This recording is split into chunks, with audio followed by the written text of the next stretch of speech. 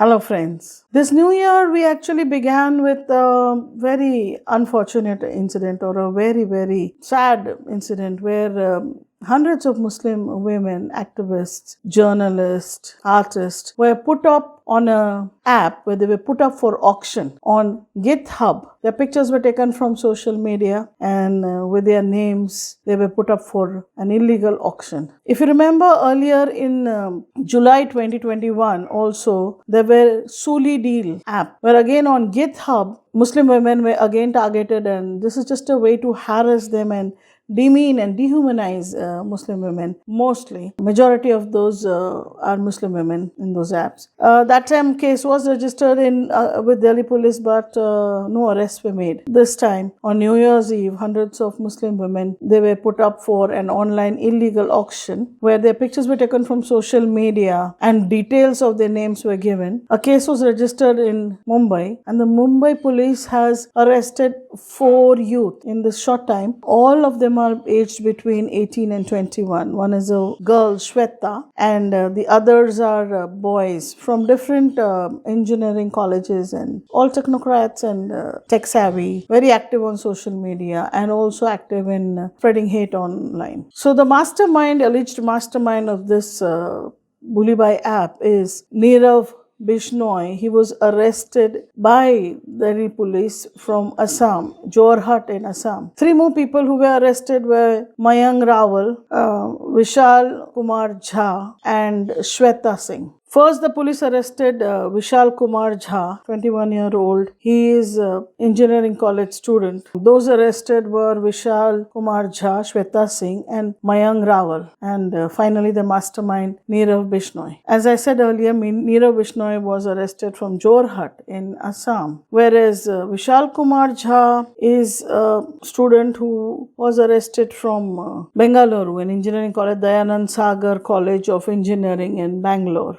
While Shweta Singh, a native of Bulandshahr in Uttar Pradesh, she was arrested by Mumbai Police Cyber Cell from Uttarakhand. Also, 21-year-old Mayank Rawat, who's an army officer's son, and he's a student of Delhi's Zakir Hussain College. He was arrested from Kotdwar in Uttarakhand. All these 4 have been arrested and now are in police custody pending investigation. Social media activists and prominent personalities and Muslim women are extremely outraged with this horrific dehumanization of Muslim women. It's just a way of harassing them and being done by such young, educated students. They are all engineering college students, educated, coming from middle class family backgrounds, and yet such hate is being spread by these young people. It doesn't abode well for India. The sowing of such hate in the minds of young people have resulted in this horrific crime, and we can see how it is ruining our youth and poisoning their minds, and also the society is being poisoned. We really need to look into this matter seriously. It is a crime, but also how are we going to undo all these hate campaigns which have spread so much of hatred and bad blood amongst the youth? That is really a cause of concern. See, this is very clear that this is an onslaught on the dignity of Muslim women, and especially those women who are active on social media, women who have their own minds and who are expressing themselves on various social issues. We have to understand that this has not happened overnight. Even if we look at this kind of auction which was taking place on Bulli Bai app, even before that, there were Sulli deals, and before Sulli deals, on Twitter, there was around November last year. There were, there were tweets which projected 2 girls, and they said, whom would you like to have in your harem? There was kind of a survey. So it began with that. Um, and because no action was taken either against those people, despite the fact that these 2 girls ran from post to pillar trying to file FIRs, then the Sulli deals appeared, and there again no action was taken, probably because the cases were filed in Delhi, and Delhi police, being under the Home Ministry, doesn't have, that kind of mm, pressure that they have to act. So all these people have been going scot free. If there was action taken against the people who initiated all this, then probably Bulli Bai App wouldn't have happened. Other thing I think we need to understand that this is not happening overnight. I mean, even these apps or the other investigation which has been now unearthed by the Bai App, Take Fog, where you have a large number of young people uh, spreading hate online, or the Dharam Sansats.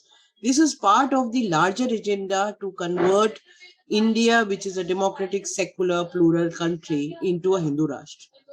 And so much of hatred has been spread throughout that it is because of that hatred which is being spread in the society for the last few decades that the new generation has only been brought up on hatred.